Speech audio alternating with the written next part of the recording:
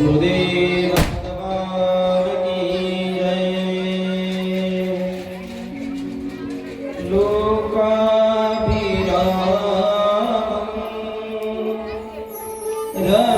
रणरङ्गधीरं राजीवनेत्रं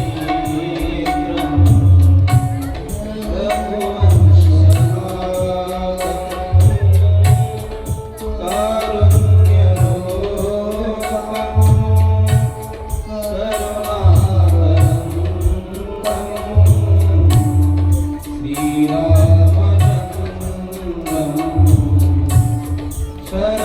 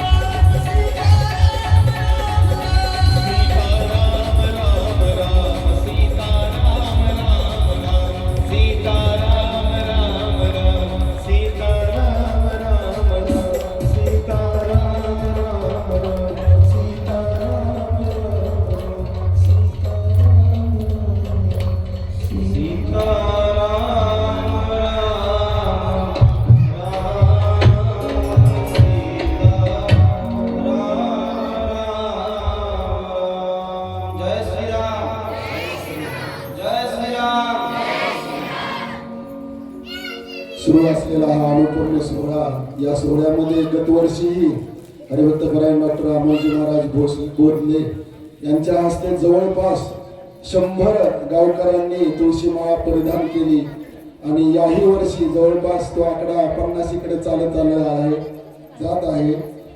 आजच्या आमच्या सेवा कमिटीचे सदस्य आहेत शहाजी गोरबा राऊत यांच्या गळ्यामध्ये तुळशीची माळ महाराजांकडून घालायची. कृपया त्यांना विनंती करतो आपण वरती जावं.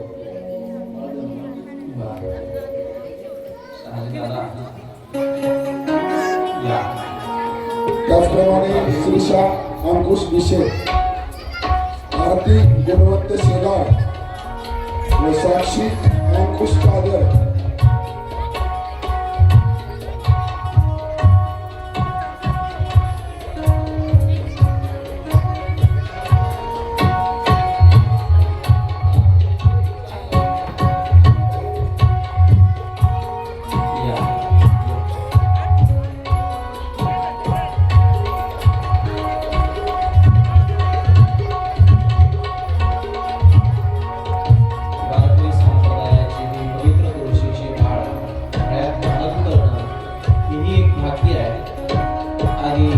जीवनाला एक तलाटणी देणं आहे.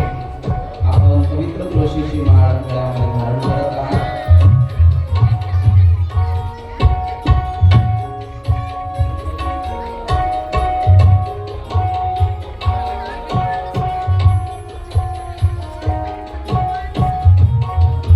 या आमच्या सेवा समिती सुरडीचे सदस्य बघा, जवळपास सर्वच कौतुक आहे. असा एक एक करून सुधारला तर निश्चितपणे आपला गाव, आपला तालुका, आपला जिल्हा, राज्य आणि देश सुधारायला वेळ लागणार नाही. या अनुषंगाने आपलं खूप खूप कौतुक आहे. फार मोठे मोठे सप्ताह होतात बरं का सोडीकर, पण फार मोठ्या मोठ्या सप्ताहांमध्ये माळा घालणाऱ्यांची संख्या किती असते ही चिंतनाची बाब आहे. पण आपल्या या छोट्याशा गावाने हा एक चांगला आदर्श प्रस्थापित केला आहे. आपण जो काही याच्यावर खर्च करतो आहोत तो खर्च आपला सार्थ केला. साक्षी अंकुश चादर, आरती गुणवंत सेला,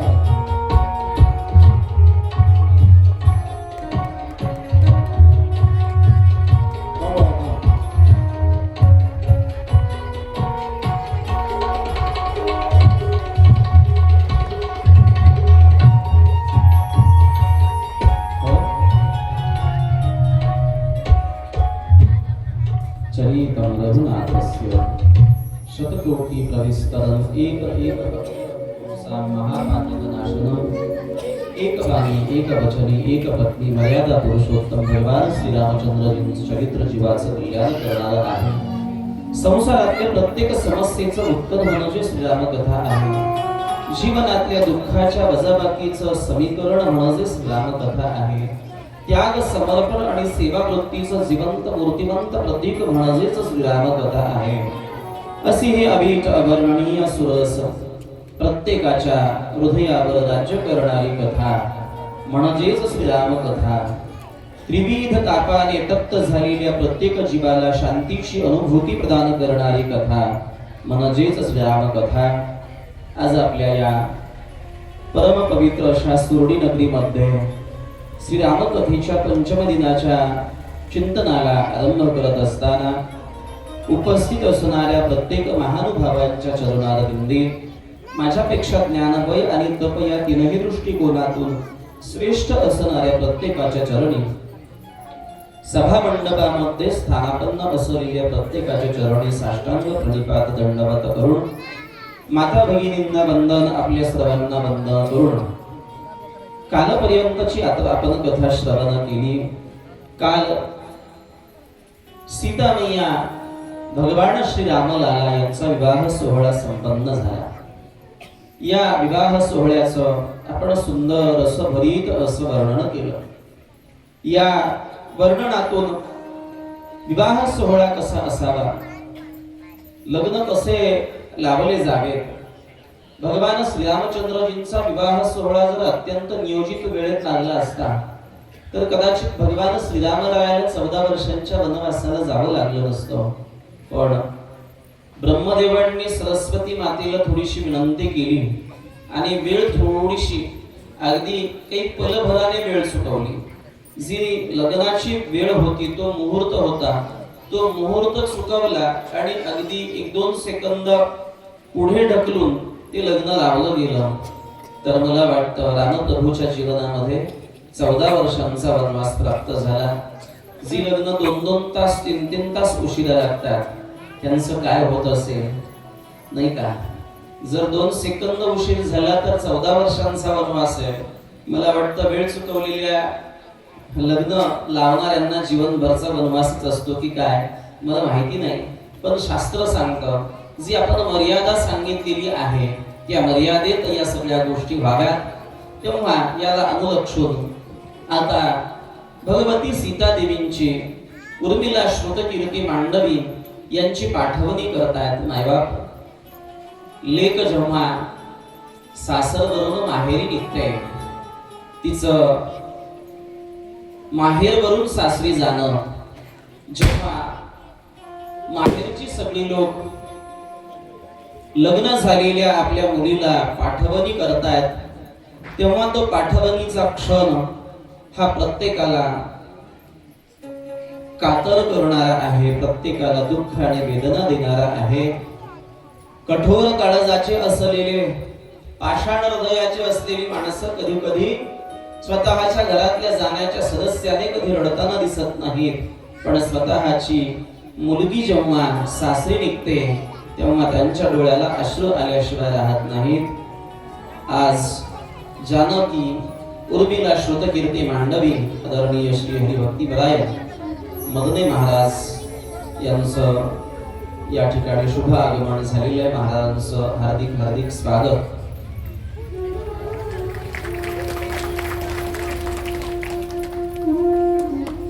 आपल्या शुभ आगमनाने या कार्यक्रमाला सुरडी ग्रामस्थांचं आपल्याला आग्रहाचं निमंत्रण आणि आपल्या आणि गावाचं असलेलं प्रेम याला अनुलक्षून श्री महाराजांची परममंगलमयी उपस्थिती या ठिकाणी आहे. मी कार्यकर्त्यांना विनंती करतोय की आपण श्री महाराजांचं पुष्पहाराने स्वागत करावं.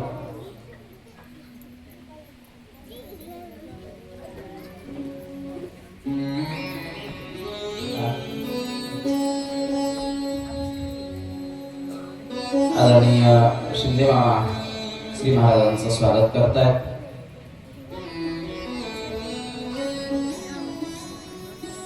जेव्हा आपल्या सुमधुर वाणीतून अशी सर्व कीर्तनकार मंडळी महाराष्ट्राला प्रबोधन करत आहेत, त्यामध्ये श्री हरिभक्तीपरायण मदनी महाराज यांचाही समावेश, त्यांचे रामकथेवर असलेलं प्रेम आणि या प्रेमाला अनुलक्षून त्यांचीही परममंगलमयी उपस्थिती आज कार्यक्रमाला लाभलेली आहे. खूप खूप धन्यवाद आणि या रामकथा मंदिरामध्ये आपलंही सहर्ष स्वागत. जेव्हा मुलगी सासरी जाते मायबाप, ते सासरी जात असतानाचा प्रसंग कोणीही आठवला, पाषाण हृदयाची माणसं सुद्धा रडल्याशिवाय राहत नाहीत. शकुंतलेचे वडील असणारे शुकदेव आपल्या शकुंतलेला सासरी पाठवत असताना स्पंदून स्पंदून रडतात. तर जो विदेहराज असणारा जनक राजा सुद्धा आज आपल्या सीतेला सासरी पाठवत असताना आज विरह कातर झाला जीव. त्रास वाटतोय, वेदना होत आहेत. मैं बताऊं आपको, बेटी ससुराल जाती है ना, बेटी का ससुराल जाना रुलाता नहीं बल्कि उसकी याद रुलाती है. मुलीचं सासरी जाणं आपल्याला रडवत नाही मायबाप, पण पोरीची गुण आठवून मायबापाच्या डोळ्याला पाणी आल्याशिवाय राहत नाही. बाबा सासरी चालले, पण बाबा तुमच्या सकाळच्या गोळीची वेळ चुकवू नका. सकाळी 10ला तुमची शुगरची गोळी आहे. मी आठवणीसाठी फोन करीत जाईल. मी सासरी गेल्यानंतर कितीही व्यस्त असले कामांमध्ये ना, ती जेव्हा घरी येतो पर्यंत ती बरोबर वेळेला ग्लासभर पाणी आणि गोळी आणून देईल वडिलांना. दुपारची वेळ झाल्याबरोबर, जेवणाची वेळ झाल्याबरोबर आई बाबा जेवून घ्या, जेवणाचं ताट वाढेल. संध्याकाळी माझी आई माझे बाबा किती कष्ट घेतात आपल्यासाठी याची जाणीव ठेवून त्यांना जेवायला ताट वाढील मायबाप आणि कुटुंबातल्या प्रत्येकाची काळजी घेते तिला मुलगी म्हणतात. घरात पाहुणे यावेत.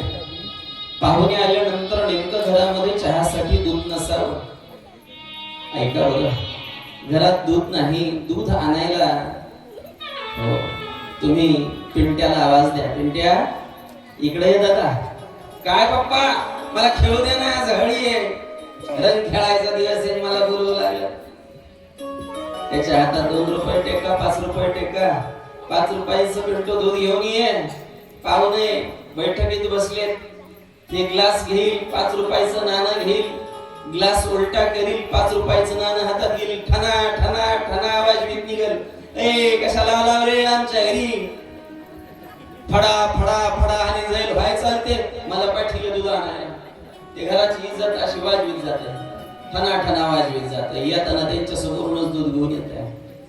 पिंटीला हात मारा. पिंटे माझ्या घरात दूध नाही ग, चहासाठी दूध घेऊन येणं. पलीकडच्या काकूकडून 5 रुपये टेका. लेकीच्या हातावर लेक 5 रुपयाचं नाणं घेते, ग्लास घेते. तिला कोणी शिकवलं की तो ग्लास आणि ते 5 रुपये गुपचूप फ्रॉक मध्ये लपवून घेऊन जायचे असतात. ती पाहुण्यांच्या लक्षातही येऊ देत नाही की बाहेर गेली कशी आणि दूध घेऊन आली कशी. का सांगतोय? लेख ही घराची इज्जत आहे मायबाप. लेख ही घराचं लेण आहे. लेख ही घराचा प्रेमाविष्कार आहे. अरे त्या माणसांच्या घरामध्ये प्रेम आणि आनंद ज्यांच्या घरात लेखी आहे, ज्यांच्या घरात मुली आहे ना, मुलीच्या घरात प्रेमाला पारावार नाही हो. त्या आई वडिलांना कोणाच्याही गळ्यामध्ये पडून रडावं लागत नाही, कारण त्यांचे अश्रू पुसणारी त्यांची लेक जिवंत असते. जब माँ सीता ससुराल जा रही, माता सुनैना उसको कुछ बताती है. सास ससुर गुरु सेवा करे, सास ससुर गुरु सेवा करे, सास ससुर गुरु सेवा करे, सास ससुर गुरु सेवा करे. तेरुना के आयुष फेरो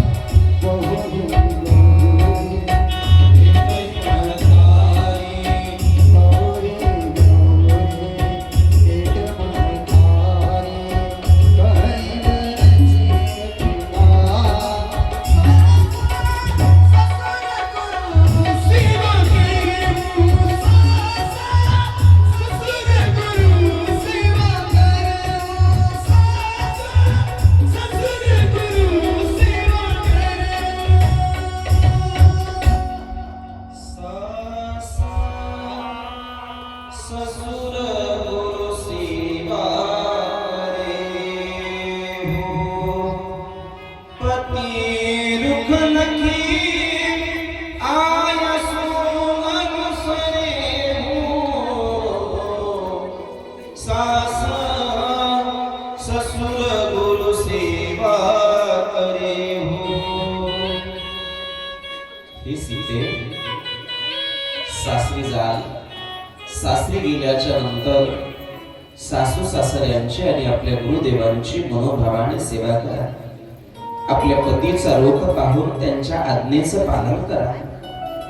अत्यंत महत्वाचा आणि मोलाचा उपदेश सासरी जाणाऱ्या प्रत्येक मुलीला हा उपदेश आज आवश्यक आहे. कलिकाल आहे, घोर कलिकाल आहे. कलियुगातली आई जेव्हा लेकीला सासरी पाठवते, आजची आई सासरी पाठवताना लेकीला सांगते, माय फार लवकर उठू नको. सासूच्या अगोदर तर अजिबात उठू नको. उठू दे तिला लवकर. तू लवकर उठशील बघ, लवकर उठू नको. सगळ्या जबाबदाऱ्या अंगावर घेशील तर बघ काय होईल. तुला सगळं अंगावर पडत असते. ते सगळं करता करता नाकीनं येतील. सासूच्या अगोदर बिलकुल उठू नको. 4-6 महिन्यात कसं वेगळं निघता येईल ते बघ. लई कुटुंब एकत्र ठेवायचा प्रयत्न करू नको. 4-6 महिन्यात कसं कुटुंब तुझं वेगळं होईल ते बघ. आजची आई लेकीला सांगते, मोबाईल आला ना म्हणे बाप, प्रत्येक गोष्टीचा रिपोर्ट आहे हो. प्रत्येक गोष्टीचा रिपोर्ट आहे. मी सांगेल तुमच्या लेकीचं नांदन राहावं असं वाटत असेल ना, प्रत्येक गोष्ट नका विचारू लेकीला. आणि प्रत्येक गोष्ट लेकीने सुद्धा नका आईला सांगू. महत्वाच्या गोष्टी अवश्य शेअर करा, पण प्रत्येक गोष्टीवरून रणकंदन माजू नका. पतीच्या आज्ञेत राहा. आणि पतीच्या आज्ञेत राहून सासू सासरे गुरु यांची सेवा कर. सीता मातेला केलेला उपदेश, उर्मिला शतकर कीर्ती मांडवी यांना केलेला उपदेश, या उपदेशातून या सगळ्यांचं आगमन आता हे सगळे जण समारोप घेत आहेत. सगळी मिथिला नगरी या 4ही लेकींची पाठवणी करते आहे. पाहता पाहता सगळा अयोध्येचा समाज तिथून निघालेला आहे. अयोध्येच्या समीप येऊन पोहोचलेला आहे. आणि अयोध्येच्या समीप आल्यानंतर श्री संत तुलसीदासजी काही 3 श्लोकांच्या द्वारा स्तवन करतात.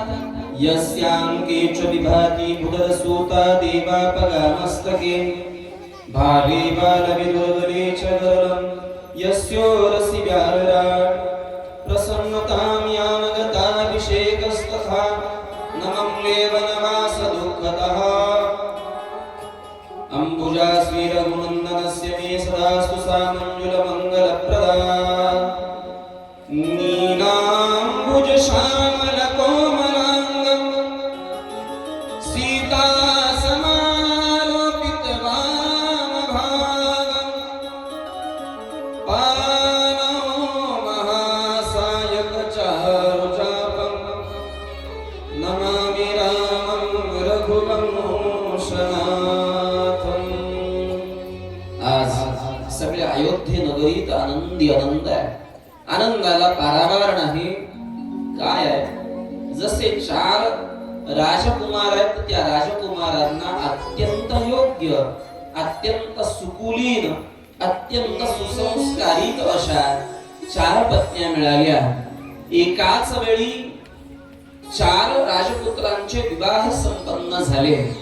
यापेक्षा अजून काय अपेक्षा असते आई वडिलांची? यापेक्षा अजून काय अपेक्षा आहे सगळ्या अयोध्यावासियांची कि हमारे राजा जी उनके 4 बेटा आज ब्याह होकर घर आ गए.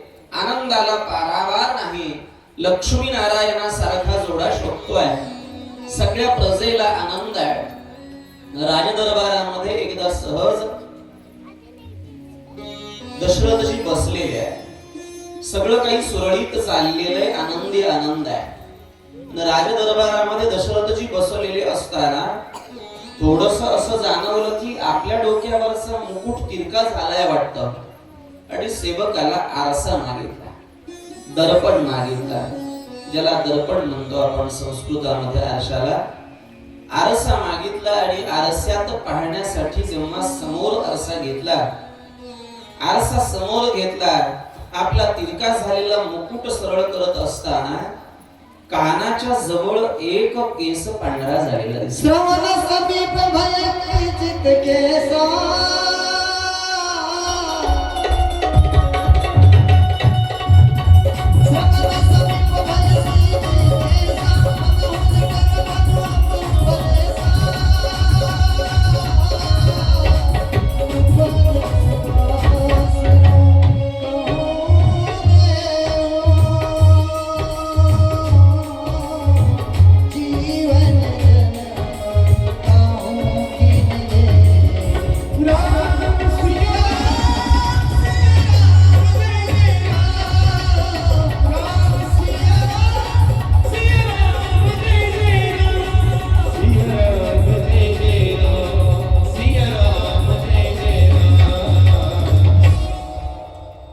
श्रवण समीप भये सित केसा.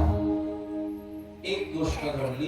कानाच्या जवळ असलेला पांढरा केस निदर्शनाला आला.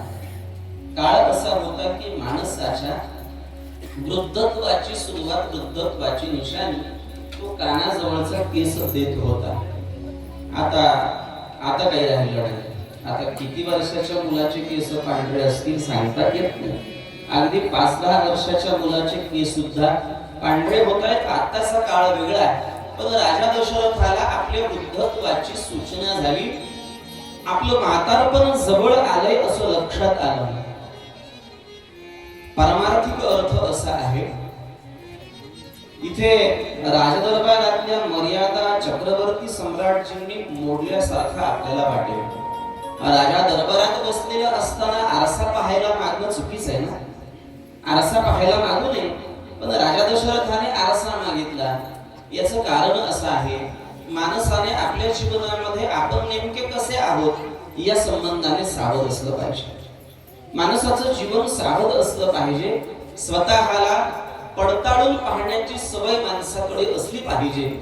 चक्रवर्ती सम्राट राजा दशरथजी स्वतःला पडताळून पाहतात. लक्षात येत आहे की अरे, सगळी प्रजा बोलती आहे की माझा राम आता योग्य झालेला आहे, त्याचा विवाह सुद्धा झालेला आहे. आता हीच योग्य वेळ आहे की ज्या वेळी मी माझ्या रामाचा राज्याभिषेक करावा. मंगल संकल्प मनामध्ये आला आणि या संकल्पासाठी कोणाचा तरी सल्ला, अर्थात आपल्या गुरुजींचा, गुरुवर्यांचा सल्ला घ्यावा म्हणून दशरथजींनी हा प्रस्ताव घेऊन वसिष्ठजींच्याकडे जावं. वशिष्ठांना नमस्कार करावा आणि वशिष्ठांना नमस्कार करून राज्याभिषेकाचा जो काही विचार आहे तो विचार वसिष्ठांच्या कानावर घातला. गुरुजन, मला माझ्या रामप्रभूला, रामरायाला राज्याभिषेक करावा असं वाटतंय. त्याला राज्यावर बसवावं.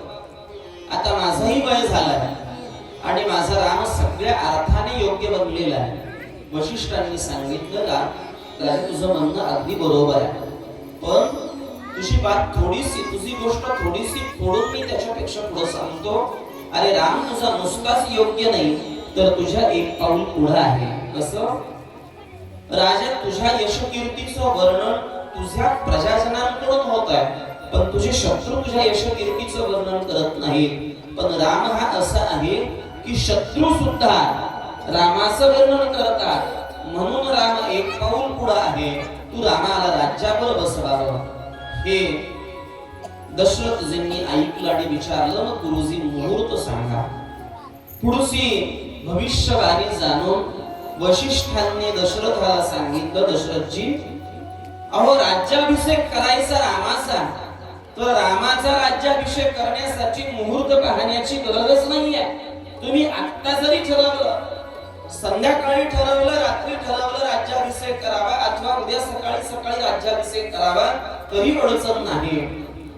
अर्थात वशिष्ठांना हे सूचित करायचं आहे की लवकरात लवकर रामप्रभूचा राज्याभिषेक तुम्ही करा.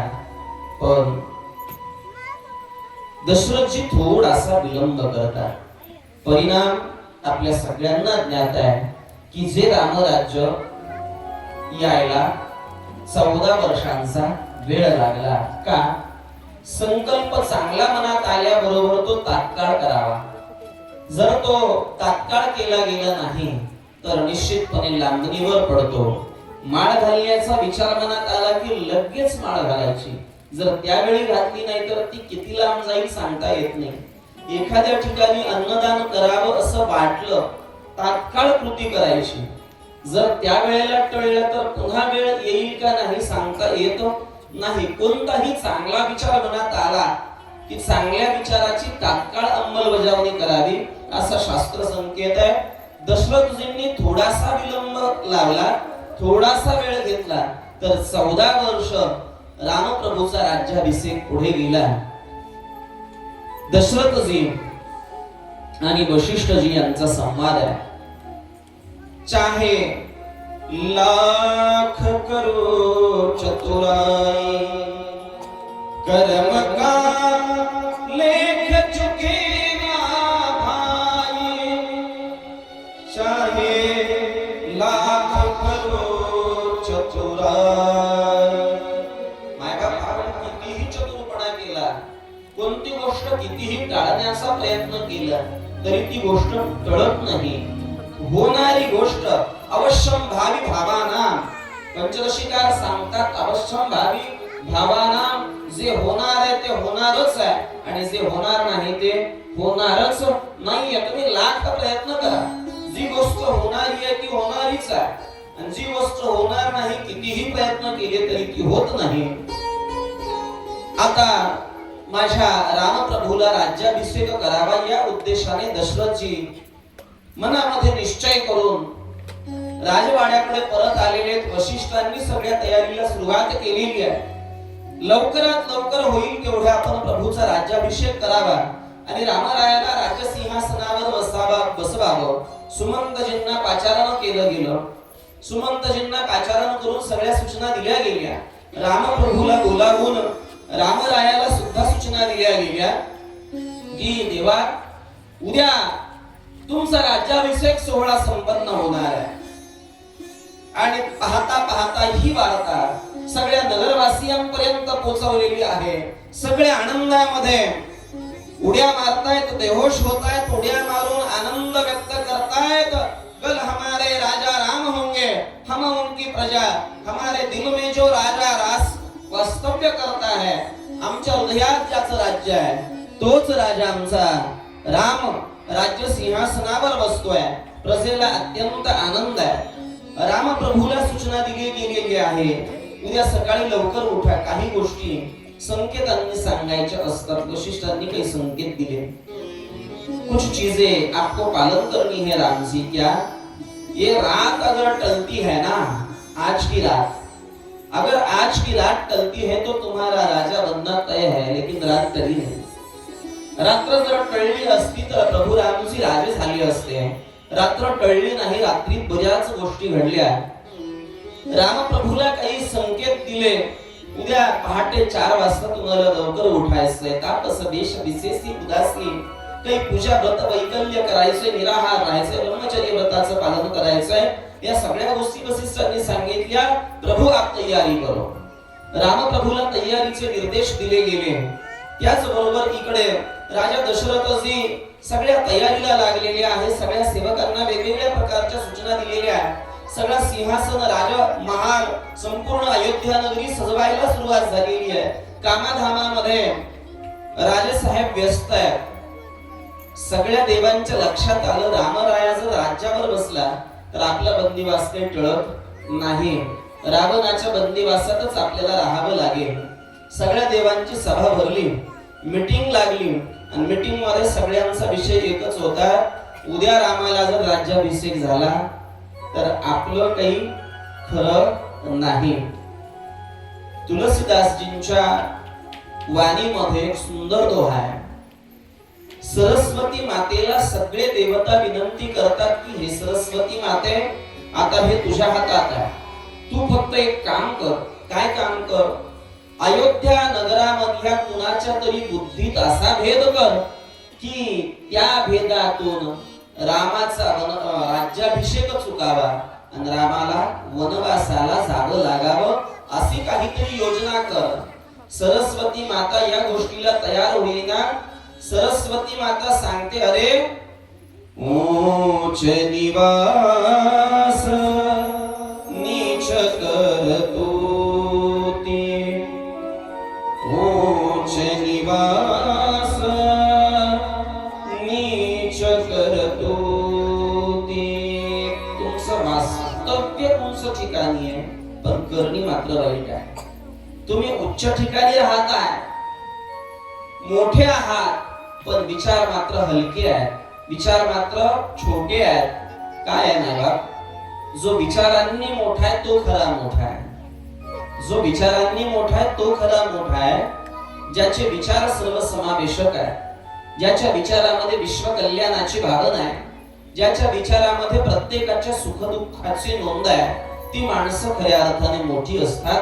तुम्हाला वाटतं का हो फक्त माणसं प्रॉपर्टीने, पैशाने आणि पदाने मोठी असली म्हणजे मोठी असतात? अशी खूप मोठे आले आणि गेले.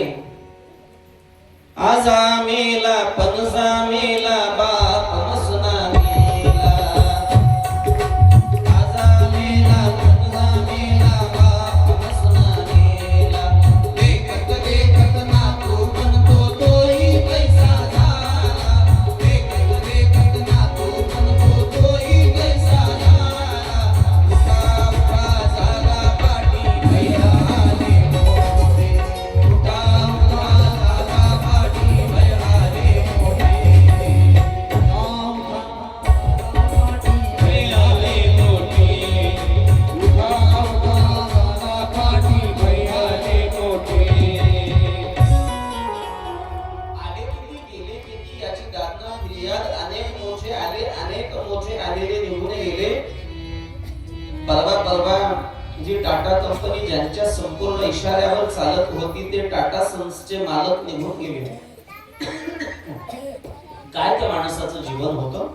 स्वर्गीय रतनजी टाटा साहेब इतकी प्रचंड मोठी संपत्ती पाठीमागे सोडून गेले, पण त्यांच्या जाण्यानंतर सुद्धा वाद लागले.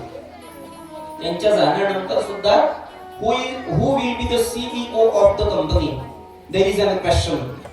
Who should be the CEO of the company? असे बरेच भांडण आहेत मोठ्या मोठ्या माणसांमध्ये. मोठ्या मोठ्यांची भांडणं सुद्धा मोठी असतात. जिंदगी में कमाले हीरे मोती. जिंदगी में कमाले हीरे मोती. लेकिन याद रखना कफन में जेब नहीं होती. बंधुओं, माय बाप सज्जनों, हमेशा दिल ध्यान रखना, हमेशा सदैव लक्षात असू द्या माय बाप, इथं कोण मोठा आहे. या जगाच्या पाठीवर अनेक आले आणि अनेक गेले, पण मोठे ते आहे की ज्यांचे विचार मोठे आहेत, ज्यांचं वागणं मोठं आहे, ज्यांचं हृदय विशाल आहे.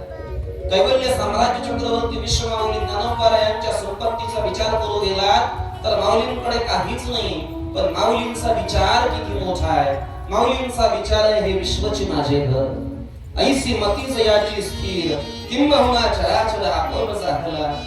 विश्व हेच ज्यांचं घर आहे अशी भावना ज्यांच्या हृदयात आहे ते खरे मोठे. देवांनो, अरे तुमचं वास्तव्य उंच ठिकाणी आहे, परंतु तुमचे विचार हलकट आहे. काय विचार आहे? ऊंच निवास नीच करतोती. अरे अयोध्येतल्या आनंदावर विरजन घालायचं, भरलेल्या भल्या मोठ्या दुधाच्या भांड्यामध्ये मिठाचा खडा टाकायचा आणि त्या आनंदावर पाणी फिरायचं, हे काम तुम्ही माझ्यावर सोपवताय.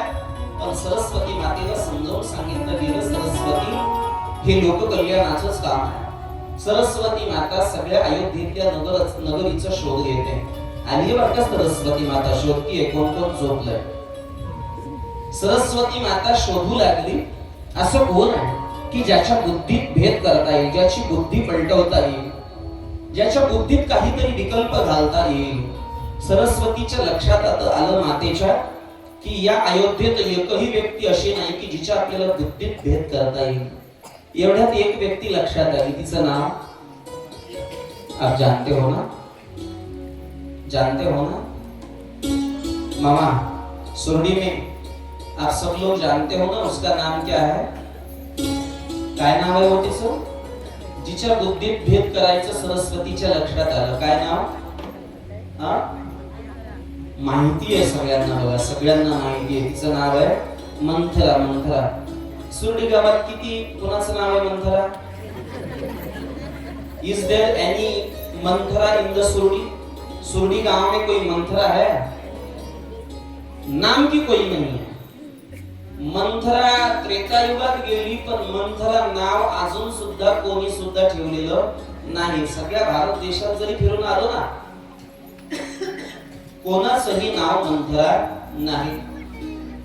मायबाप नेहमी करता लक्षात ठेवा, माणसं त्यांना लक्षात ठेवतात ज्यांचं कार्य चांगलं असतं. वाईट कार्य असलेल्या माणसांचा नामोल्लेख सुद्धा माणसं टाळतात, त्यांचं नाव सुद्धा ठेवलं जात नाही. मंथरा कोणाचंही नाव नाही. मंथरा हे पात्र थोड्या वेळासाठी आहे. मंथरा हे तसं अयोध्येत आलेलं पार्सल आहे. From where? कुठून आलेलं आहे? कैकेय देशातून. कैकेयी सोबत आलेली मंथरा, ही मंथरा उघडी हिच्या बुद्धीत भेद करता येऊ शकतं असं सरस्वतीला लक्षात आलं. जेव्हा अयोध्येत ते दिवे जळत होते, सगळ्या रोषणाई अयोध्येच्या नगरीवर केली गेली होती, मंथरा गावात प्रवेश करत होती आणि तिची बुद्धी, तिचं हृदय असं फाटत होतं. बुद्धीमध्ये आणि हृदयामध्ये तीव्र संवेदना निर्माण झाल्या होत्या की कधी एकदा मी कैकेयीकडे जातीये आणि कैकेयीला समजावून सांगतीये. मंथरेच्या कानावर आलं होतं की उद्या सकाळी लवकर रामप्रभूला राज्याभिषेक होणार आहे. ती भागती हुई भर भर भर भर भर राजमहलाकडे जातीये. कधी एकदा कैकेयीला मी जातीये, भेटतीये आणि तिला कधी एकदा समजावून सांगतीये. ती कैकेयी पर्यंत येऊन पोहोचलेली आहे. तुम्हाला मंथरा सांगतो महाराज, मंथरा हे फार छोटं पात्र आहे. रावण त्यापेक्षा फार मोठं पात्र आहे. पण आपल्याला कथाभाग सगळ्यांना माहिती आहे. कथा माहितीच आहे, पण कथेतले भाव फार महत्वाचे आहेत. रावण मारला गेला, बरं का नाना? रामप्रभूने रावणाला मारलं, पण मंथरा अजून जिवंत आहे. रावण मारला, दुष्प्रवृत्ती मेली, पण मंथरा लोभ आहे. मंथरे सारखा लोभ ज्याच्या ज्याच्या जवळ आहे तो प्रत्येक जण कोण आहे? मंथरा. रावण मारता येऊ शकतो, पण मंथरा मरत नाही. आणि जोपर्यंत मंथरा मरत नाही तोपर्यंत रामाचा राज्याभिषेक होत नाही. तुमच्या मनरूपी हृदयावर रामराया विराजमान व्हावे असं वाटत असेल तर आपला लोभ मेला पाहिजे. जोपर्यंत लोभ जात नाही, श्रीमद भगवत गीता सांगते, त्रिविधम नरकस्येदम द्वारम नाशनमात्मनः कामः क्रोधः तथा लोभ तस्मादेत त्रयं त्यजेत.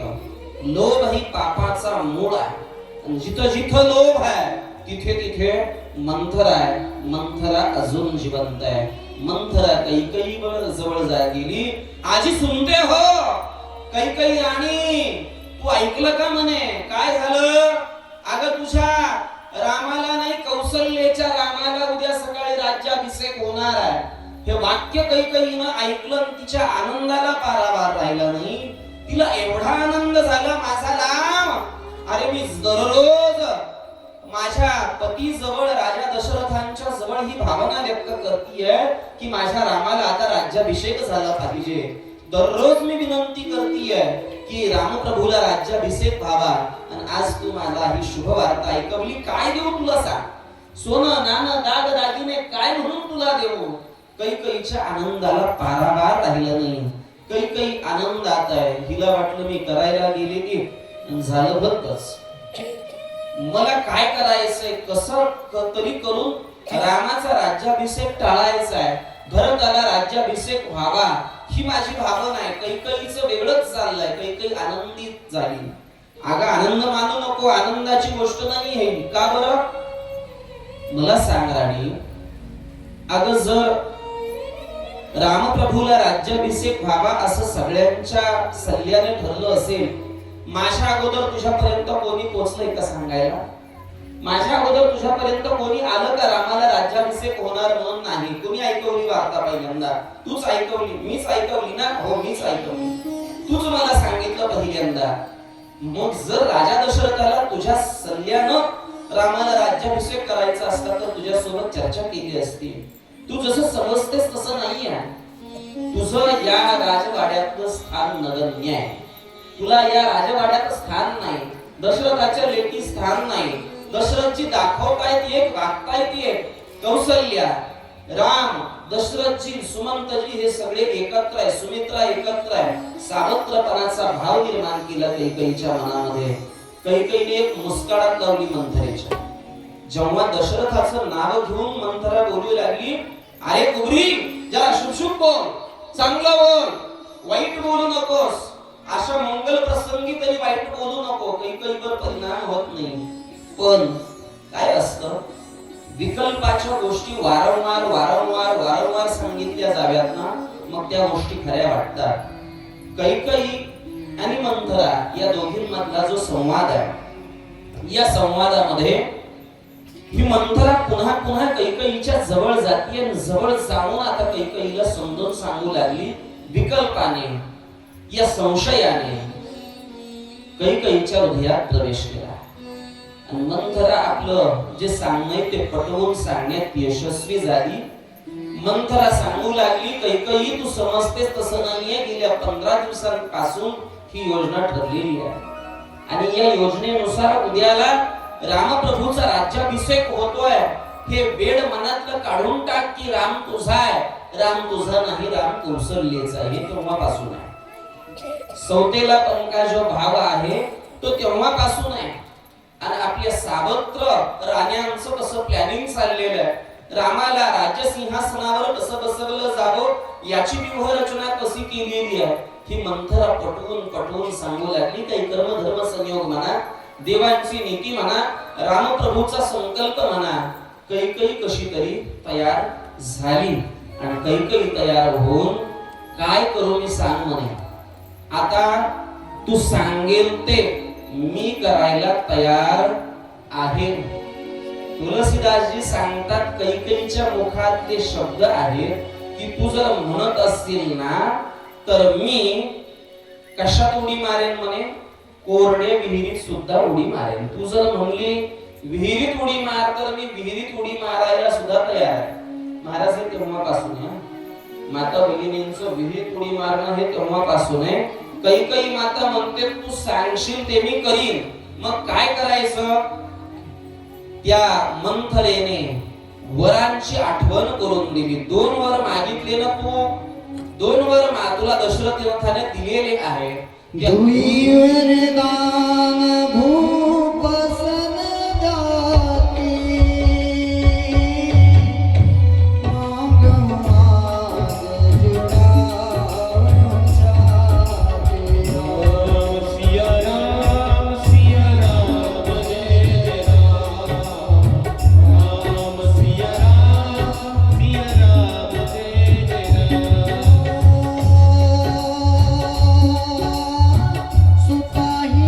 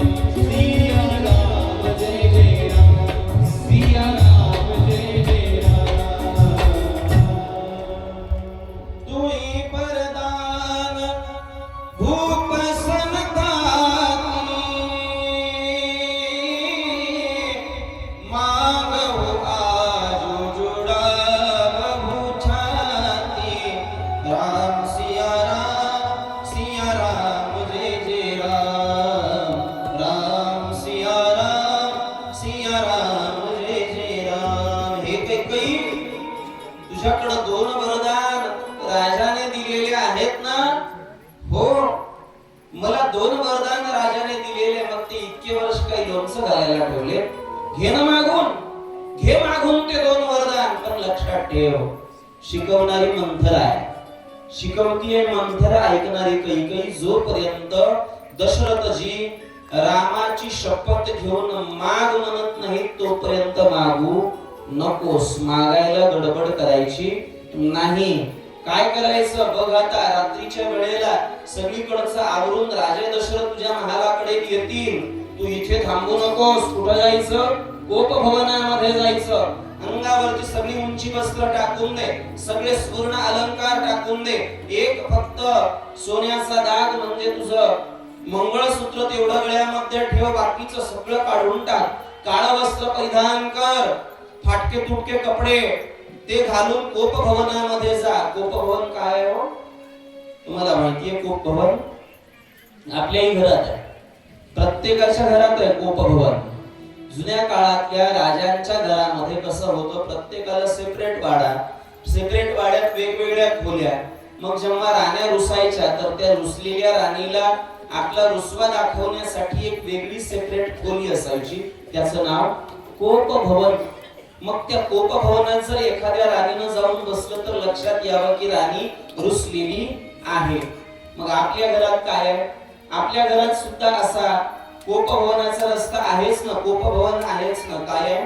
म्हणून तर मराठीत कविता आली, रुसूबाई रुसू आणि कोपऱ्यात बसू. आपल्या घरात जरी स्वतंत्र खोली नसली तरी रुसून बसण्यासाठी काय आहे?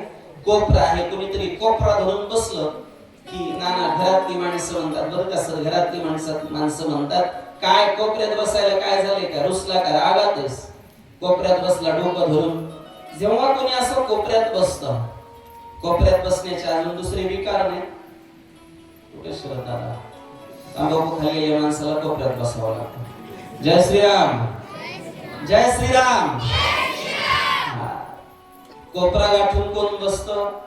असे काही विनोदाच्या गोष्टी.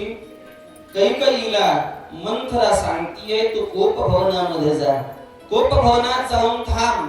राजा आला तरी बोलू नकोस, स्पर्श केला तर झिडकारून टाक. जोपर्यंत राजा पूर्ण अंकित केल्या जात नाही, जोपर्यंत राजा स्वतः रामारायाची वचन घेऊन तुला काहीतरी माग म्हणत नाही, तोपर्यंत मागायचं नाही. शिकवणारी मंथरा तरबेज आहे. कैकेयीने आपले सगळे सुवर्ण अलंकार उतरवले, सगळे सुवर्ण अलंकार उतरवून कैकेयी कोपभवनाकडे निघून गेलेली आहे. सायंकाळची सगळी कामं आटोपून सगळं काही आटोपल्याच्या नंतर राजे दशरथ आता कैकेयीच्या महालाकडे निघतायत. कैकेयीच्या महालासमोर येऊन पोहोचले. मंथरा दारात उभा आहे.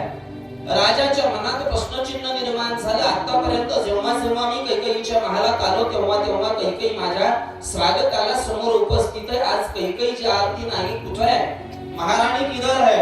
बोले मालूम नहीं महारानी किधर है, लेकिन मैंने कोपभवन के तरफ जाते हुए देखा था. मंथरा सांगते मी राणीला कोपभवनाकडे जाताना पाहिले. कोपभवन शब्द ऐकला काळजात धस्स झालं. राजा दशरथाला वाटलं कोपभवनात जाण्याची ही वेळ नाही, मंगल प्रसंगे उद्या सकाळी रामप्रभूचा राज्याभिषेक आहे. आणि अशा वेळेला कैकेयी कोपभवनामध्ये जाऊन बसण्याचं कारण काय?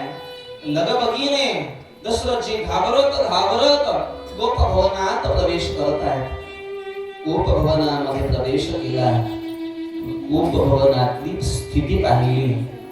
जमिनीवर अंग टाकून दिलेले आहे, आपले केस अस्ताव्यस्त सोडलेले आहेत, अंगावर कोणतंही राजचिन्ह नाही, सुवर्ण अलंकार नाही. कैकेयीची दशा अत्यंत विचित्र आहे. राजा ज्या उत्साहाने आणि उल्हासाने राज दरबारात आला होता त्याचा उत्साह मावळला. काय करावं लक्षात येईना. कैकेयीच्या जवळ आला. कैकेयीचा हात पकडून राणी काय झालं विचारणार. बच्चो मुझको हाथ मत लगाओ, मुझको मेरे पास आना कर. कैकेयी ओरडते, क्रोध है. कैकेयी क्रोध है, मंथरा लोभ है. मंथरा सांगते घे राज्य मागून. कैकेयी म्हणते बाजू हट जाओ, छूना नहीं. और दशरथ जी सुमुखी सुलोचनी पिक बचनी. राजा दशरथाच्या मुखातले शब्द आहेत. राजे बार बार कहरा सुमुखी सुलोचनी पिक बचनी कारण मोहि सुनाम गजगामिनी निज गोप करुण. चार विशेषण आपल्याला संत तुलसीदासजींनी कैकेयीसाठी. राजा म्हणतोय गजगामिनी, राजा म्हणतोय कैकेयीला सुमुखी सुलोचनी पिक बचनी. तुझं वचन गोड आहे, तुझं बोलणं गोड आहे, तुझे नेत्र कमळासारखे आहे, तू अत्यंत हत्तीनी सारखी आहे. स्तुती करतोय. प्रसंग काय? राज्याभिषेकाचा प्रसंग आहे. पण जिथे राजा कामाच्या अधीन झाला तिथून रामराज्य 14 वर्ष दूर आहे. जिथे काम, क्रोध आणि लोभ हे 3 वैरी घेऊन बसतात तिथे रामप्रभू राजा होत नाही. झिडकारून देते कैकेयी, तुमच्याशी मला बोलायचं नाही, तुम्ही मला काही सांगायचं नाही, तुम्ही मला स्पर्शही करायचा नाही. राजाला आपल्या भावना अनावर झाल्या. कैकेयी, तू का रुसली आहेस? तुझ्या रुसण्याचं कारण काय आहे? तुझ्या रागात येण्याचं कारण काय आहे? सांगशील मला? अगं विसरलोच ना, माझ्या रामरायाला उद्या राज्याभिषेक करायचा आहे, हे तुला मी सांगायचं विसरलो घाई घाई. आणि म्हणून तू रुसली आहेस. अशा मंगल प्रसंगी काहीतरी द्यायचं असतं. तुला मी काही दिलं नाही म्हणून तू रागात आली आहेस वाटतं. पण मी रामाची शपथ घेऊन सांगतो, मी तुला तू जे मागशील ते देईन, पण तू हे सगळं रुसवा फुगवा टाकून दे. कैकेयी आता बोलतो. जेव्हा दशरथजी रामाची शपथ घेऊन सांगतात की मी रामाची शपथ घेऊन सांगतो, तुला पाहिजे ते मागून घे. कैकेयी म्हणते, तुम्ही नुसतं म्हणता तर तुमची देण्याची रीत नाही. नुसतं म्हणता महाबळेश्वरला फिरायला नाही, तुम्ही नेत नाही. नुसतं म्हणता तुला कुठला शालू? बनारस, बनारसचा शालू. नुसतं म्हणता, मोठ्या मोठ्या गप्पा करता, करत काही नाही. दशरथ जी, राजा जी, आपने इसके पहले भी मुझे 2 वरदान दे रखे हैं, वो अभी तक आपने दिए नहीं. आतापर्यंत ते तुम्ही 2 दिले नाही, आणि आता अजून रामाची शपथ वाहून सांगताय की तू पाहिजे ते माग. दशरथजी सांगतात, हे बघ कैकेयी, माझ्या रघुकुलाची रीत, रघुकुल री